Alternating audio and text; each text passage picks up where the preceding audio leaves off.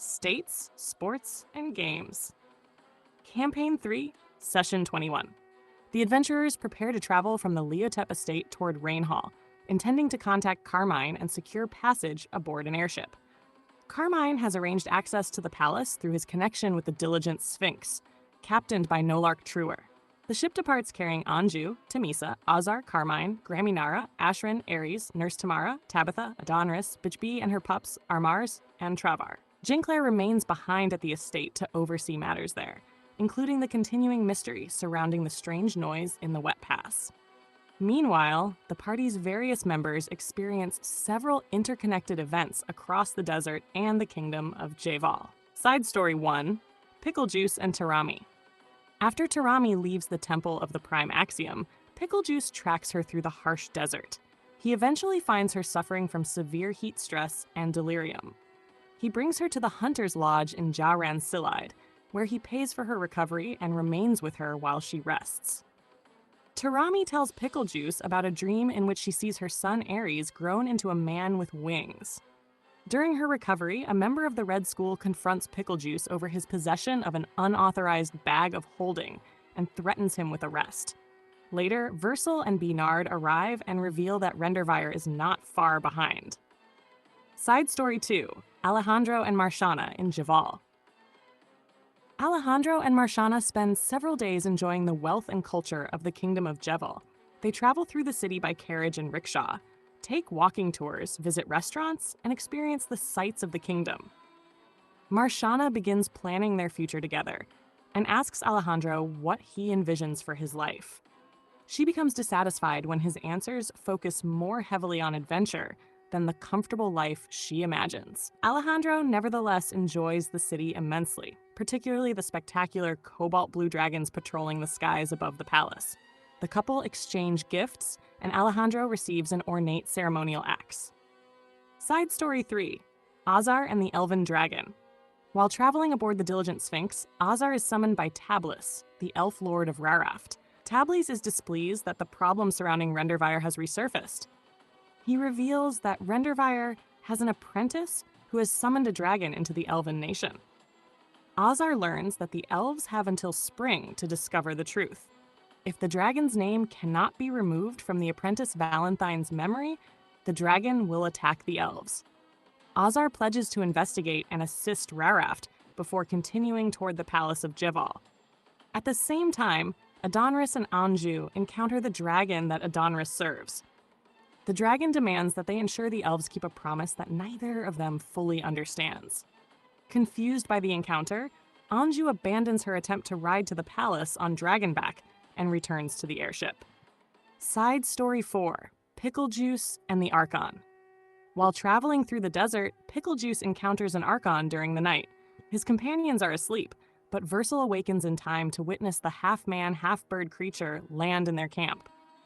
The Archon explains that he has been impressed by Tarami's sacrifice and determination to protect her son. Because Pickle Juice protected Tarami, the Archon decides to extend his protection to Pickle Juice as well. The Archon then delivers a warning. Rendervire has been revealed as the one destined to return the Serpent Keys, but the Archon believes something may have gone wrong. Rendervire entered the Prime Axiom before the evil within it was destroyed, and the Archon now suspects that a darkness may dwell within him. Pickle Juice is left questioning whether Rendervire can truly be trusted. Side Story 5, The Ball at Javal. The heroes eventually arrive in the palace city of Javal from different directions and begin experiencing its culture.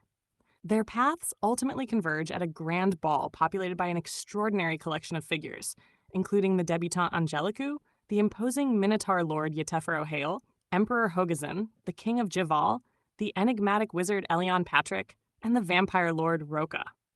The celebration abruptly becomes a nightmare when Emperor Hogazin unleashes a company of doppelgangers.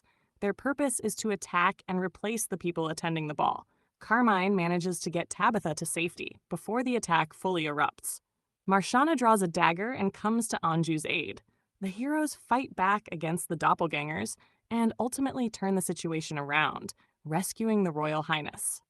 Several remarkable displays of magic occur during the confrontation. Ozar uses webs, Anju demonstrates her invisible power, and Elion Patrick unleashes lightning. Yet the most consequential magical act comes from Temisa. She places a charm on Emperor Hogazin. The normally powerful emperor becomes obsessed with Temisa, creating a bizarre and potentially explosive consequence that is likely to become the subject of gossip throughout Javal for months, perhaps even lasting until the next end-of-year gala. Overall session plot. Session 21 moves the campaign toward the Kingdom of Javal while simultaneously advancing several major story threads. The journey aboard the Diligent Sphinx brings the heroes closer to the palace, while Tarami's recovery and her vision of Ares introduce an ominous possibility concerning her son's future. The Rendervire storyline becomes increasingly dangerous as both Tablis and the Archon raise concerns about his connection to the Prime Axiom and the mysterious dragon summoned by his apprentice, Valentine. The Serpent Keys also become increasingly important. At Jeval, personal relationships and political intrigue develop alongside the adventure.